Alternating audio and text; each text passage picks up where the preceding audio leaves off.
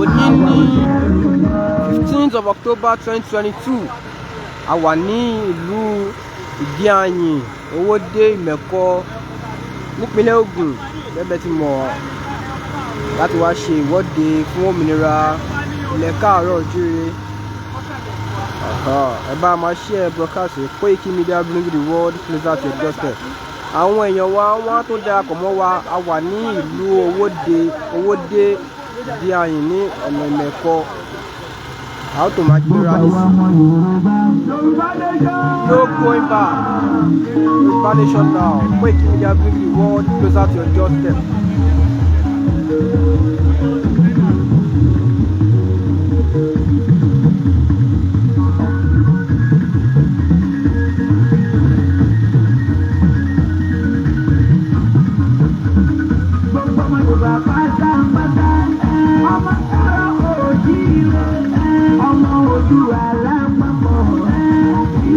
Ẹ bá máa share broadcast Koikimedia bring the world closer to your doorstep. Support orílẹ̀-èdè Yorùbá lórí àṣà àkọsílẹ̀ paramọ́ òmìnira káàárọ̀ oòjíire. Koikimedia bring the world closer to your doorstep. Àwọn tó máa gbéra lórí Imeko. Àwọn ní Owode Idi Ayin. Láwọn ọmọ Oòduà tí wọ́n ti pẹ́ péjọpọ̀ sí ibà láti ṣe òmìnira, láti ṣe ìwọ́de òmìnira ilẹ̀ káàárọ̀ oòjíire. Ẹ kú ojúmọ́, ẹ kú àsán, ẹ káalẹ́ nínú ibi tí a bá ti gbọ́ wa. Yoruba Nation Rally live at Owode Imeko, Ogun State. Koikimedia bring the world closer to your doorstep. Máa share broadcast. Bí a ṣe ń dúró de àwọn èèyàn wa kọ́ darapọ̀ mọ́ wa láti ìlú Abẹ́òkúta àti Ìkòyí. Àpéjọpọ̀ sábẹ́yìn nílùú Owode Imeko, Ipinle Ogun. Àjọ ṣe ìwọ́de òmìnira. Yorùbá nation ni a fẹ́ o. Ẹ̀tọ́ wa ni. Koikimedia bring the world closer to your doorstep. Àwọn èèyàn wọn tó darapọ̀ mọ́ wa láìpẹ́. Àwọn oníkẹ́jẹ́ kájẹ́kẹ́ mọ́ ìta wà. Yorùbá nation ni a fẹ́ o. Bá a máa share broadcast Koikimedia bring the world closer to your doorstep. Yorùbá nation ni a fẹ́ o. Yorùbá nation ni a fẹ́ o. Ilé wa, ilé bàbá wa, àwọn òṣèlú mọ́. Owode Imeko, Ipinle Ogun. Òwe Yorùbá ló sọ wípé ó àjà òwúrọ̀ àjájì ẹ wò ó tó nílé òbá fura ó dá mi lójú pé òbí yóò mú. Gbogbo ọmọ Yorùbá ẹ jó ẹyẹ sùn mọ́ o. Ó ti pẹ́ tá a fi pa ìwọ Yorùbá nation. Àwọn kan kọ́ tí fún wọn pọ̀ ẹ̀jọ̀ tó dìgbà tá a bá kí ojú tó ti wá ní. Yorùbá ń dẹrù lọ inú ilé ìlú. Gbogbo ọmọ Yorùbá ẹgbẹ́ tí ilé tó. Ẹ dákun ẹ wá pọ̀ lẹ́nu ìyá ẹ wò ó ọmọdé ilé Bá a máa share broadcast kí a bá fọwọ́ bá wa lọ. Ṣé ètò lónìí? ìjà yóò fi ṣe ìjà ìfọ́nsẹ̀ gbòòrò ìjà. Àjọ di àwọn èèyàn wa kọ́ darapọ̀ mọ́ wa. Àtàgbàtà ni wò ó. Láìpẹ́ àti Owode Imeko. Ọmọdé bá àtàtà ní ẹ̀ ìjọba. Wọ́n ń dẹ́gbẹ̀ wá ní orí àgbẹ̀wò wa. Lẹ́kọ̀ọ́ sí akíyọ̀ bá wọn lọ́ṣẹ̀ ń jọ ìwà lórílẹ̀-èdè Yorùbá ló jọ mí lójú. Sọ fún yín pé a wà ní orílẹ̀-èdè Yorùbá gbogbo Owode Imeko nípínlẹ̀ Ògùn. Torí pé kí ni ẹ wò ó. Yorùbá nation no going back. Kájà má lọ jìnnà ológbò lẹ́sẹ̀. Yorùbá nation now. Orílẹ̀-èdè Yorùbá ní sísú. Ọmọ Yorùbá àtàtà. No going back. No going back.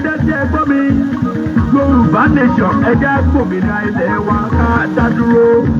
Yorùbá nation tó lè ṣe lọ́wọ́ tá a wà ilẹ̀ wí. Yorùbá nation ni a fẹ́ o. Yorùbá nation ni a fẹ́ o. Yorùbá nation ni a fẹ́ o. Yorùbá nation ni a fẹ́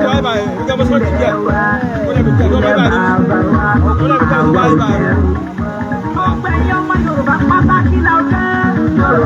Ominira la fẹ́, Ominira Yorùbá nation.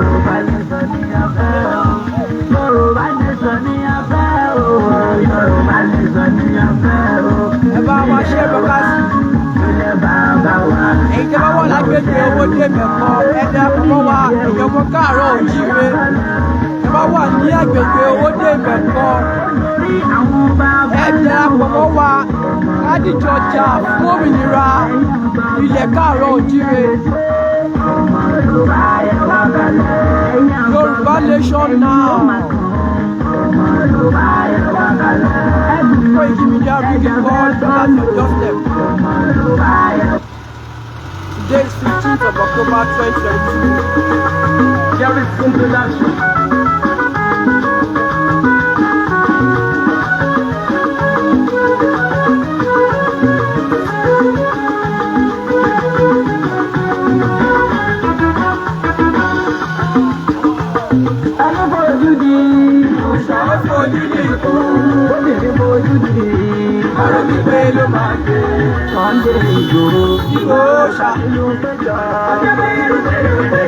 Àkọ̀dá èèyàn táyé ń péjọ. Àkọ̀dá èèyàn táyé ń péjọ lọ. Àwùjọ lórí ọmọ Ìbàdàn nílé olúyọ̀lé. Ẹ̀yin ọmọ Yorùbá tààtà tẹ́ bá wà ní agbègbè Owode Imeko, àbẹ̀wà ní Abẹ́òkúta, ẹ̀wà níbi tó súnmọ́ bí ẹjọ́ ẹ̀yẹ àkọ́kọ́ wa kálíjọ ṣe kíní. Àwùjọ mo wá ń pèsè. Ìwé àgbàdá ńlá. Bóyá lọ́ba lọ́ba. Èyí ni 15th of October 2020.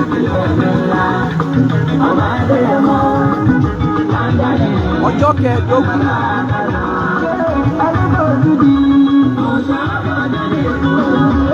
Oṣù kẹwàá ọdún 2020.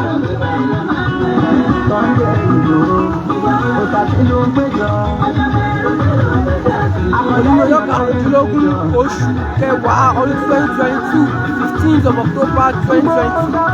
Koikimedia bring the world at your doorstep. Live at Owode Imeko.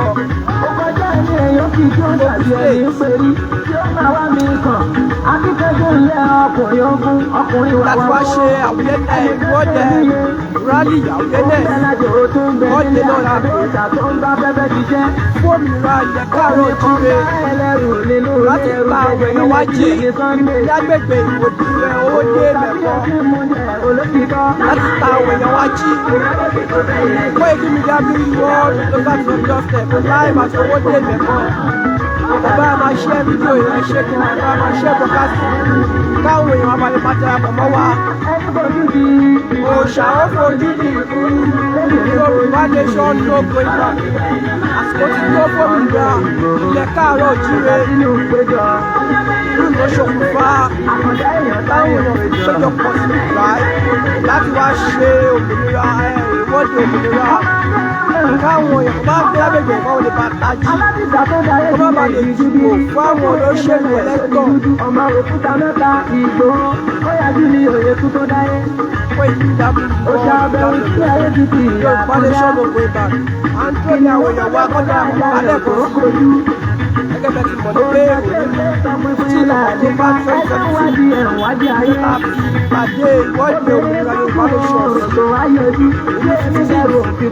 lókàrùndínlógún oṣù kẹwàá ọdún 2020 táwa yìí lápẹjọpọ̀ sí ìgbà ìgbé Owode Imeko Yorùbá nation náà.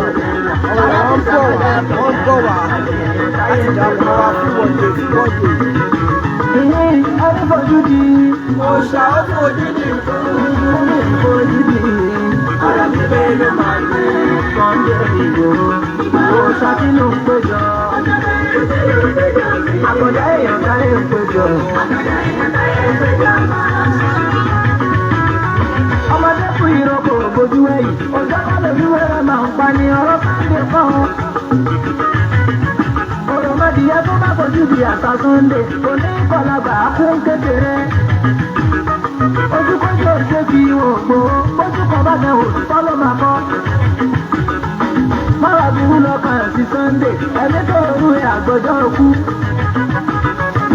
Àpáta ńlá ni kò ṣe dání sọ bórí kan bá gboyà tó forí sọ fífọ́ lórí ọ̀hún máa fọyán ká. àgbẹ̀lẹ̀ òrìṣà àgbẹ̀lẹ̀ ni máa ń sọ fún òṣèlú ewé ńlá ní sáńdẹ̀ ìfàlàbùrù tó bá ti ń gbà fọyà bẹ̀rẹ̀.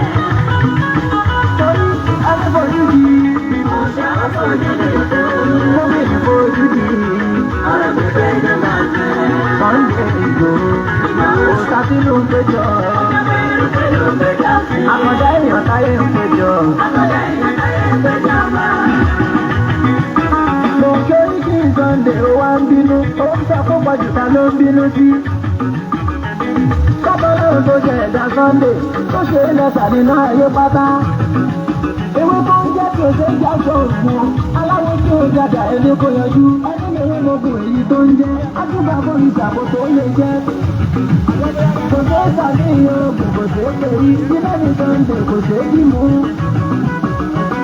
Tó fẹ́ bí àtẹ̀gùn ó máa gbóná, má jẹ́ kó kọlù rẹ̀ kó wúlé. Òòṣà tí o fi ń bá wọn kẹ́bọ́kẹ́bọ́, kò bá a lójijì rí, akíní, kò tú wá sílẹ̀ ìdí gúdú. Ogun kì í bá alábò lákọni o, lákọni o. Ogun kì í bá alábò lákọni.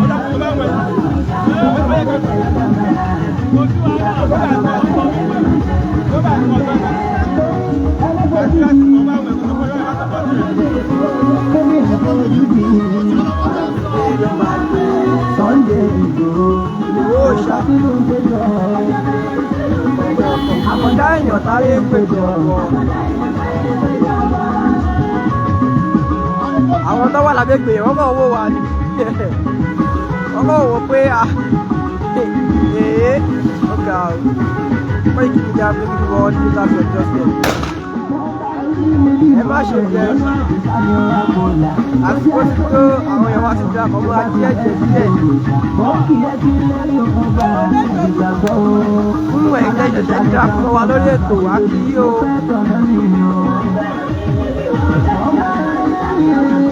Koikimedia bring the world news at your doorstep.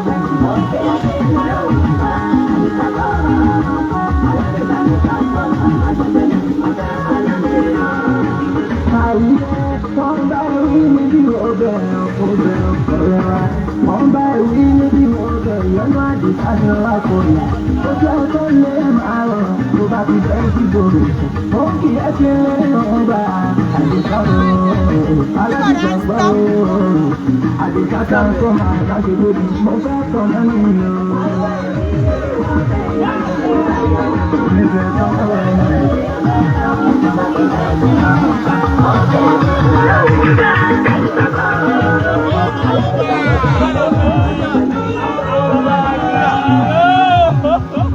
lẹ́kọ̀ọ́ sí àwa ní ìlú Owode Imeko fún ẹ̀yin tí ẹ̀ṣẹ̀ ń da àkọ́kọ́ wa Owode Imeko la wà nípínlẹ̀ Ogun. Owode Imeko ibi tó súnmọ́ káàpù àwọn ẹlẹ́sìn ìgbàgbọ́ ilẹ̀ Sẹ̀lẹ̀, àwọn aláṣọ funfun. Èyí tẹ́ bá mọ Owode Imeko ó súnmọ́ káàpù àwọn Sẹ̀lẹ̀, àwọn aláṣọ funfun. Koikimedia bring the world news at your doorstep. Owode Imeko Yorùbá nation àwọn èèyàn wa wọ́n support wa ọ̀nà síkà mọ́mọ́tò àwọn èèyàn Yorùbá nation now. How to gbéra bá ṣe ń dúró de àwọn èèyàn wa kọjá àkọ́mọ́ wa àṣùwádìí Owode. Ọlọ́run ọba mi kò ṣe é so sáyé rẹ̀ kò fi sáwọn aláìmọ̀ màmí. Ó ń ṣe bó nílé ṣe bá lè do Ọlọ́run pé ó tún máa pọ̀ sí i. Tiwa láti sábà ti pọ̀ nínú ayé ara ìmàjẹ̀lú. Àdúrà tèmi náà lè yí o pé láyé o. Ìlà yìí síjú àánú ẹ̀ wò mí lára Sunday o. Ìyàwó ìwúrí ẹ̀jẹ̀ máa wà ọ̀láyẹ̀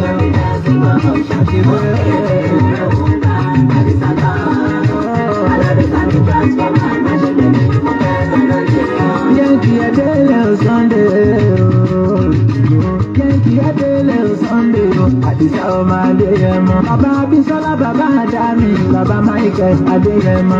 Oníyàwó méjì rọgbàrọgbà ìkan dúdú ìkan pupa. Màmá Adámi bí kóró sí ló dúdú àyà láṣìírí o. Ìyá Michael tó pọ́tọ̀ wọ́n tẹ̀sẹ̀ bí ọ̀sẹ̀lẹ̀ àwẹ̀. Ilé aládìkún ló ti bí ọmọ Adétúnjì ọ̀nà Sẹ́ra Àdìsá o.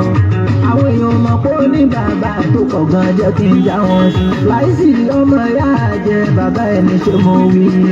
Bàbá wa yọpáyọpá lára àwọn bàbá tó bí ẹ. Kò lánà ṣé o mú ìdí ní Àjàní Bello nìbàdàn o. Bàbá oníwàásí àgbáyé nǹkan lọ ń jẹ bàbá ọpẹ́ fún wa.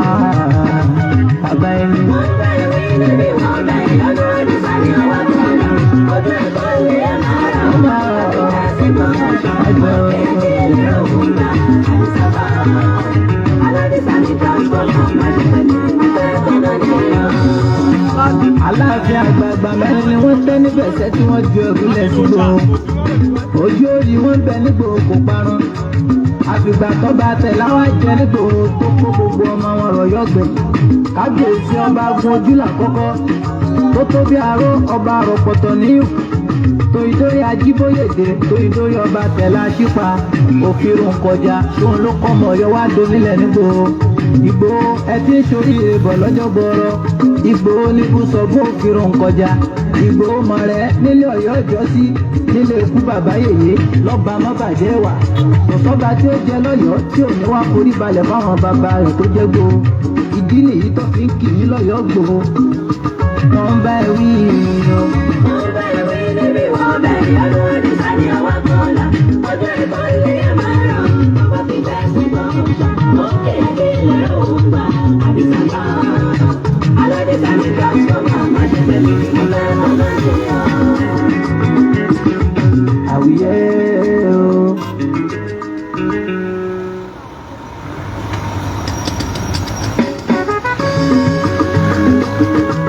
Jerry's introduction. Akíkanjú ẹ̀dá kan ni mo mọ̀ tó jẹ́ kí màá yí sọ̀daràn ìjọba ṣe jẹ́jẹ́. Olóyè Sunday lẹ́ni tí mo mọ̀ tó jẹ́ ajìjàngbara Yorùbá tí ò fẹ́rẹ̀ jẹ́ tó ń wí fúnjọba pẹ̀lẹ́yàmẹ̀yà tó gẹ̀.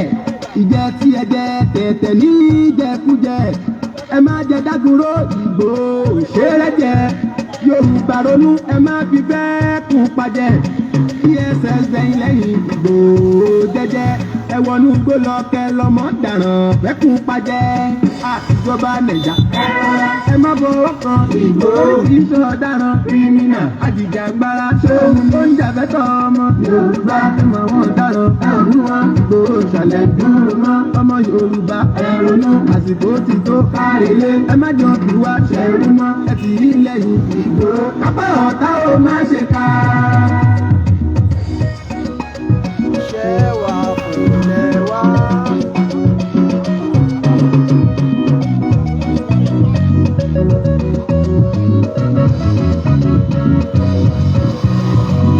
Ti pè ó ẹran bí ó rẹ̀ máa tọ́ ó.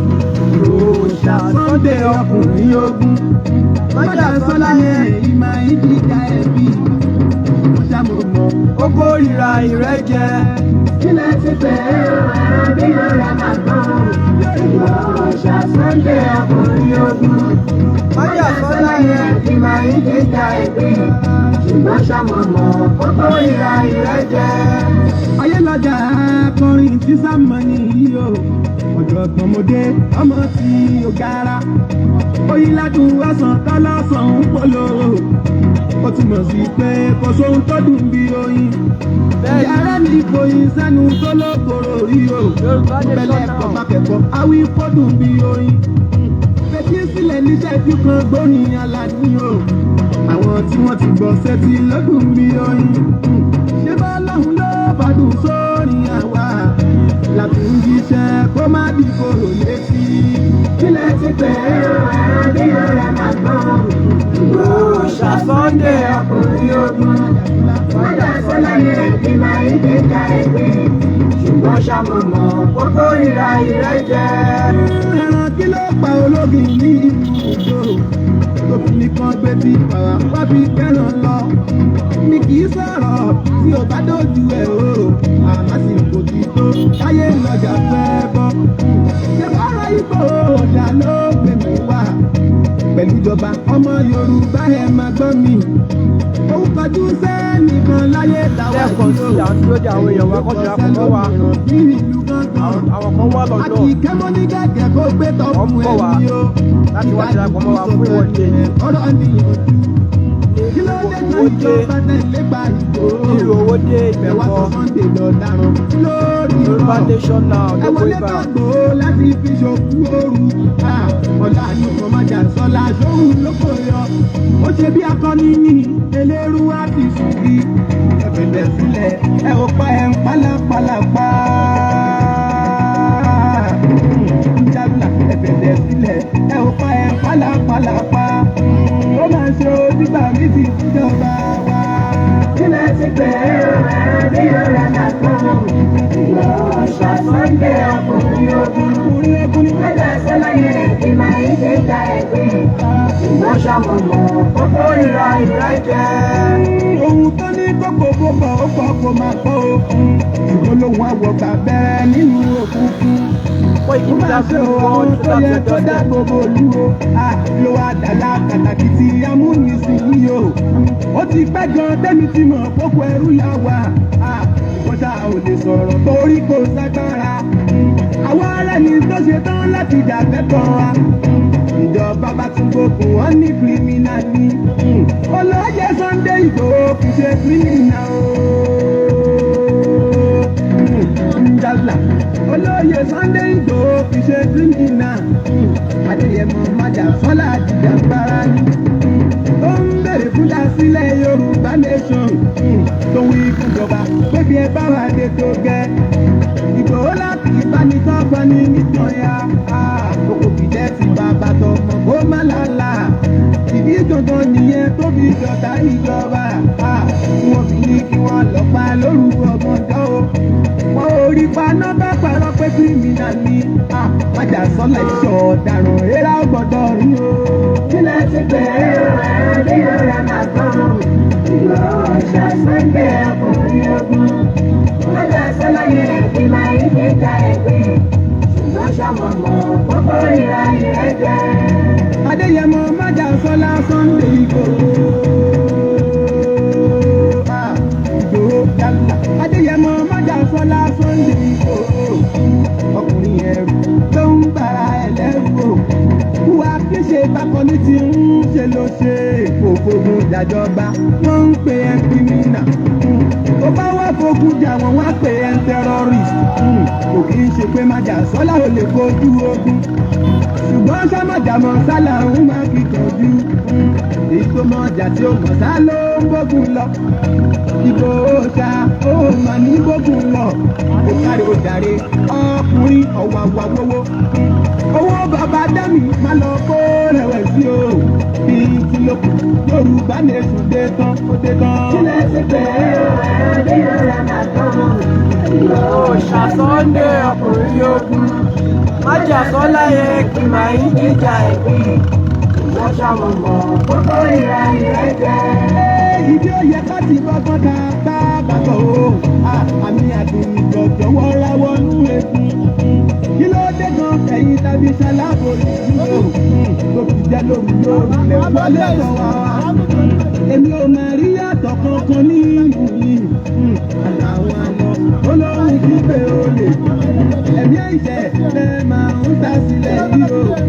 Àbáràn ní iṣẹ́ ìlú àbídọ́mọdé ní. Ẹ pàdógán ọmọ lẹ́yìn Sunday Igboho.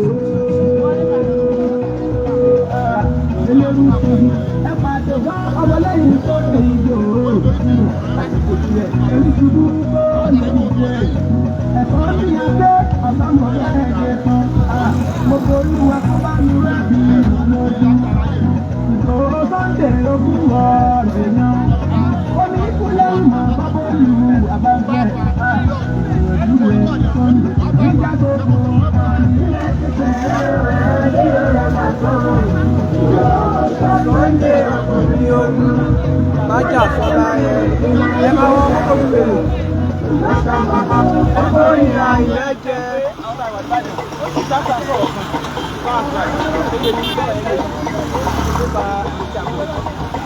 lẹ́ẹ̀kan sí à ń dúró de àwọn èèyàn wa. ìbọn látàjẹbọ nínú. ọmọ Yorùbá yá mi létí yín. ìbọn látàjẹbọ nínú lórí ẹ̀wì tí mo mú wá. àjàgà wa bá wà nílẹ̀ Yorùbá wa ẹ yá mi létí yín etí inú ni dùn ún lò.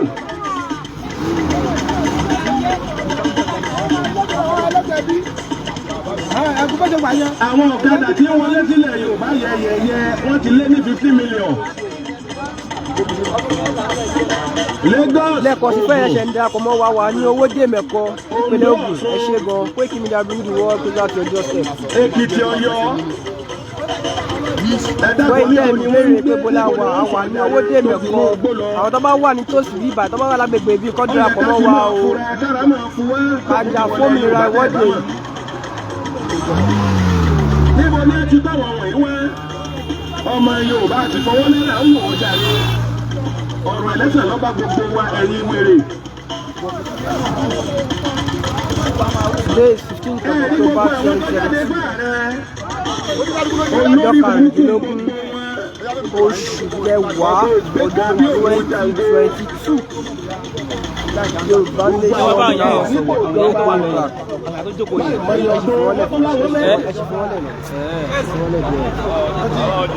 Àwọn ọmọ Yorùbá wọ́n péjọpọ̀ sí bíbá ẹ̀. ojú lalákàn bí sọ́rí ẹjẹ́ wà sígílẹ̀tì nílẹ̀ wa ládùúgbò wa lóko wa lọ́nà odò wa. dùgbẹ̀dùgbẹ̀ tí ń mì lókè Adékúnlé Àràká Ọlọ́run níjọ́ jálé wa lórí.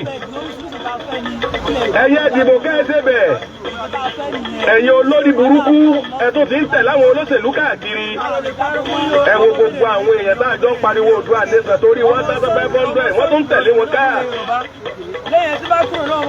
bẹ́ẹ̀ bá gbowó lọ́wọ́ ẹ sì fi jìyà ọdún 4 ẹ̀ lọ́pọlọ. àní ẹjẹ́ àfọwọ́sowọ́pọ̀ káfẹ́ kan kágbó orílẹ̀-èdè tiwa akékèké ayẹyẹ ẹ̀kọ́ sí ikú ẹ̀kọ́ tí ọ̀gbẹ́ ìṣẹ́bọ ìyá jẹ pàlàpàlà mọ́pọ̀lọpọ̀ nù yín lára. ẹ̀yin wà ẹ́ san ayé jákujáku ebi ń pa àwọn ìyá ebi ń pa àwọn bàbá nílé. rówó fi ránṣẹ́ lé lè gbọ́ bùkátà kankan lórí ẹbí lórí ara inú yín tó ń dùn káàkiri ẹ tó ń sọ̀rọ̀ òṣèlú ẹ̀yin wèrè. Adékúnlé tí mo bá ń sọ̀rọ̀ tí mo bá ń jábọ́ ajá mi yìí dédé gbó ní tí mo rí kí ló fi dá yín lójú pẹ́lẹ́sẹ̀ tó wáyé 23 tẹ̀ǹtara yín láàmú káàkiri ìgboro tẹ̀jà gbádùn. àǹfààní rẹpẹtẹ níbẹ̀ ń bí ká dádúró káàgbó Oòduà nation ṣùgbọ́n kò yá àwọn ọ̀pọ̀lọpọ̀ òpònú. tí ẹ bá ti wọ́n sí gáràjì kan àbíbì kan tí wọ́n ti máa rówó jẹ làákàyè wọ́n ti ṣòfò wọ́n ti gbà páyé ọ̀parẹ́ mọ́ àsán dẹ̀dẹ̀rìn. ẹyẹ tẹ̀lé olóṣèlú ẹjẹ́ àjà fúnra wa kájà fáwọn ọmọ wa tí ń bọ̀ lẹ́yìn ní ọjà rẹ̀. ṣé Nàìjíríà tó tiẹ̀ ti tán pátápátá iná lẹ́nìkan tó ń gbélé rí. àwọn ọmọ àlè ẹranko wọ́n tún sọ pé wá Nàìjíríà. àánú yín ṣe mí ẹ̀rín yín pa mí. gùdùgbẹ̀ tó bá ìjálè yín lórí ti ń bàjẹ́ yẹyẹ. gbogbo tí ń jọmọ àlè Yorùbá ni mò ń ránṣẹ́ sí ní tilé toko. kẹ́ ẹ̀ la etí yín kẹ́ ẹ gbọ́ mi dáadáa Adékúnlé Àràká lèmi jẹ́ bẹ́ẹ̀ tí ọ̀bá mọ̀. mo sọ yìí mo dúró ná olóòótọ́ ìlẹ́ni. ọ̀rọ̀ lẹ́ ń gbọ́ yẹn o. ẹjẹ́ ajájà kájà fúnra wa ni gbogbo Haúsá Fúlàní tó ti wà nù gbọ́tọ̀ wà nílẹ̀ wa tí wọ́n bẹ̀rẹ̀ ọpẹ́rẹ́sẹ̀ tí ń tako. àní Adékúnlé Àràká lèmi jẹ́ bẹ́ẹ̀ tí ọ̀bá mọ̀.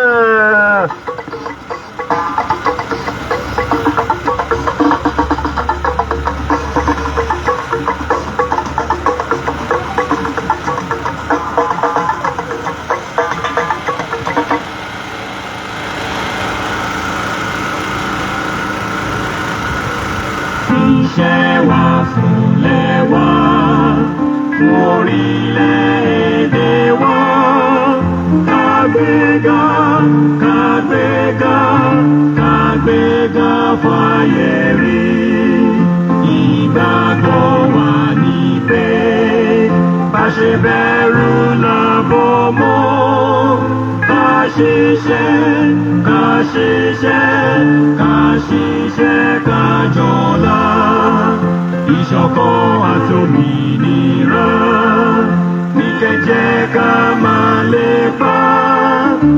síwájú gbogbo ire àtòhun tó dára.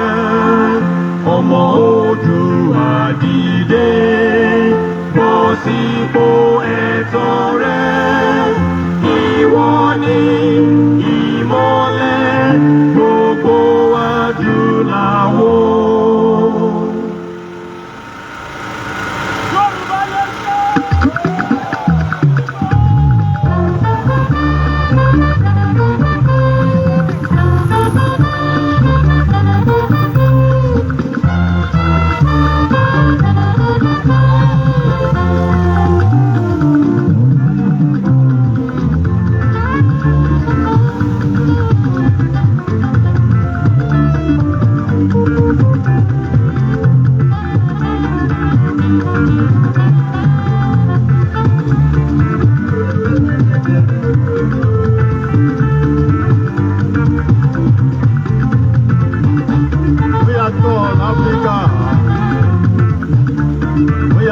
L'Africa o, ọmọ Yorùbá yàtọ̀ l'Africa,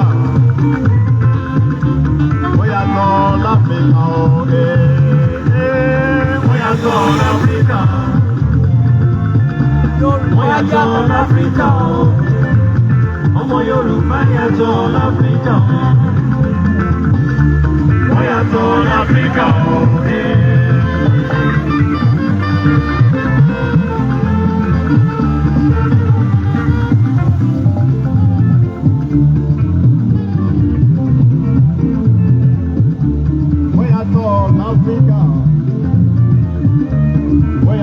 L'Africa o, ọmọ Yorùbá yàtọ̀ l'Africa,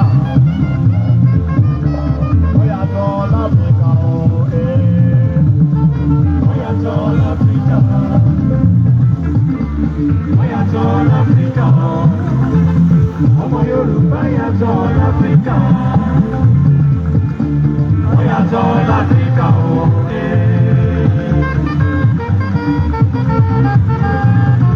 Bàbá ti dá wa yàtọ̀ pẹ̀lú ọgbọ́n. Mọ̀lẹ́ ti dá wa yàtọ̀ pẹ̀lú òye. Bàbá ti dá wa yàtọ̀ pẹ̀lú ọgbọ́n. Mọ̀lẹ́ ti dá wa yàtọ̀ pẹ̀lú òye. Wọ́n yàtọ̀ l'Africa. Ọlọ́run ní ìdá wa níyàtọ̀. Àṣà wa ó yàtọ̀. Èdè wa ó yàtọ̀, ìṣe wa yàtọ̀. Wọ́n làwọn wá pẹ̀lú àwọn màálù. Ẹ̀yin yẹn wá ẹ̀ka járó bí. Kí là ń wá pẹ̀lú àwọn màálù? Cause animal talk human being.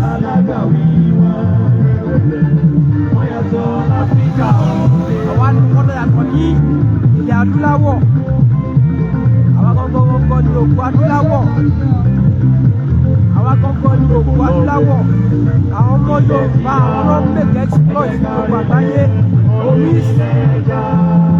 àsìkò ti tó láti redeem orílẹ̀-èdè wa, láti restore òmìnira wa padà. Ẹ̀jẹ̀ àwọn ọlọ́tí ti pa àwọn ọmọ Yorùbá oké lọ́wọ́ la wà yìí. Àsìkò ti tó, àsìkò ti tó.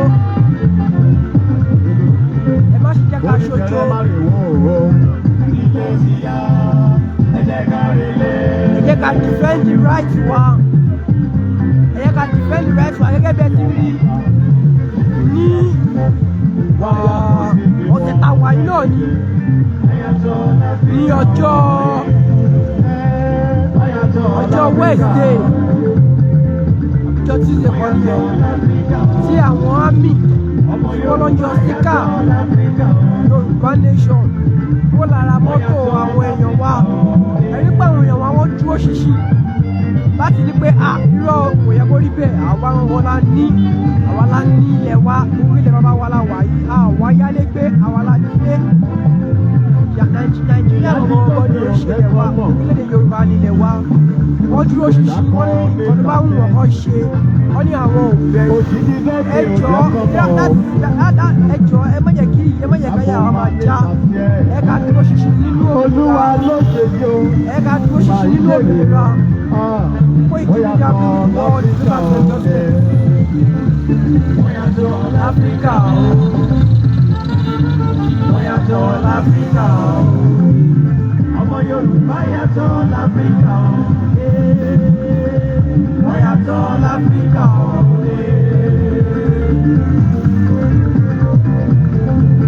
Mo lérò pé kó jẹ́ tuntun sí yìí.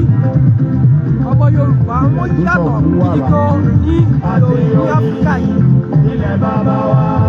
Àwọn la ní ìsọsí oríṣiríṣi ó pèsè wa lára. Ọlọ́run ti dá wa spẹ́ṣálì àkàndá ni wá. Ìjọba lé wa lórí. Ẹ yẹ ká restore òmìnira wa, ẹ yẹ ká restore freedom wa. Ọmọ ìjọba wa láti fẹ́ ìjọba wa. Gbogbo ló gbà lágbára. Ó yàtọ̀ l'Áfíríkà òde. Ẹ yẹ ká fọwọ́sowọ́pọ̀ láti jọ jà fómìnira. Yorùbá nation now, no going back. Lẹ́ẹ̀kan sí àwa ní Owode Imeko. Owode Imeko. Wọ́n ìpínlẹ̀ Ogun láti ọjọ́ sí. Àwé alọ́gbọ́n lórí ayé. How to play that? Lọ́wọ́ tó di àwọn èèyàn wákàtí àkọ́kọ́ wa. Ilé ìsìnkú ìjọba tó bá tẹ̀ ń tẹ̀. Gbogbo ọmọ òdòdó wa yìí mọ́ wá sí ìṣọ̀kan. Gbogbo Ìṣọ̀kan ọmọ Oòduà. òyì ó sí lópin. Yorùbá nation no going back. Ìjọba fọwọ́sowọ́pọ̀. Káwa ní ilẹ̀ pọ̀, káwa ní ìṣọ̀kan. Lóhùn la fẹ́, ọmọ Odùduwà, òun la fẹ́. Ìjọba focus lórí ìbọn tá a gbé lọ́wọ́ yìí. Wọ́n yàtọ̀ l'Áfíríkà. Tó yẹ pé a ti fẹ́ dé ibi táwọn lọ. Wọ́n yàtọ̀ Ìjọba l'Áfíríkà. focus. Ọmọ Yorùbá yàtọ̀ l'Áfíríkà. Wọ́n yàtọ̀ l'Áfíríkà.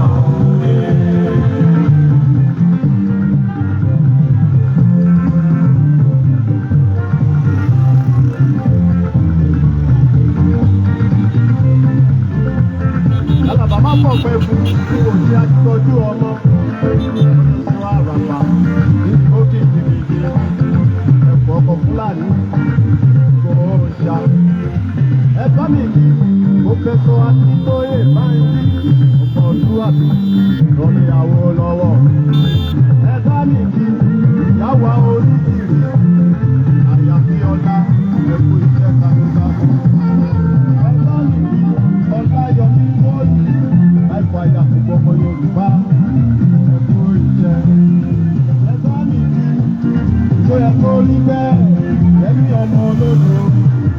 Bàbá igi ọmọ wa lóòótọ́ ẹ̀yìn ọmọ Lúkà ọ̀pá láàfin ọ̀yọ́ ọ̀rọ̀ wọ́n yàtọ̀ l'Áfíríkà o. Wọ́n yàtọ̀ l'Áfíríkà o. Wọ́n yàtọ̀ l'Áfíríkà o. Ọmọ Yorùbá yàtọ̀ l'Áfíríkà o. Wọ́n yàtọ̀ l'Áfíríkà o.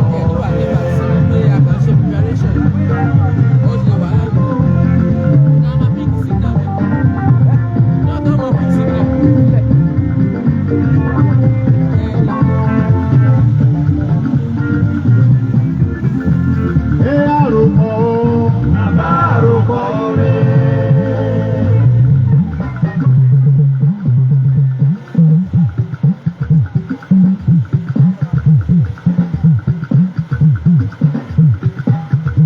Àròkọ o. Bàbá àròkọ ire. Olómà Ọba lọ́lá. Olómà. Ọba lọ́lá. Bá mi kí bàbá mi, Pòfẹ́sọ̀ Adéníran. Ẹ bá mi kí bèbí ẹ. Ẹ bá mi kí Pòfẹ́sọ̀ Àkótíyẹ̀m. Ayégun ìjẹnẹra. Gbogbo bíjà ti sọ̀tà pátápátá bí wọ́n ṣe ṣe wá. Wọ́n yàtọ̀.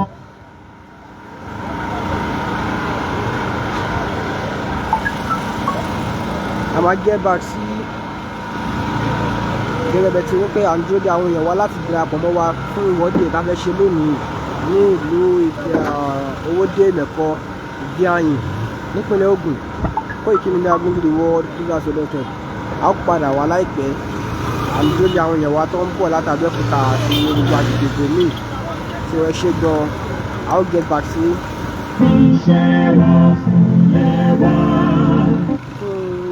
Ilẹ̀ ìwà.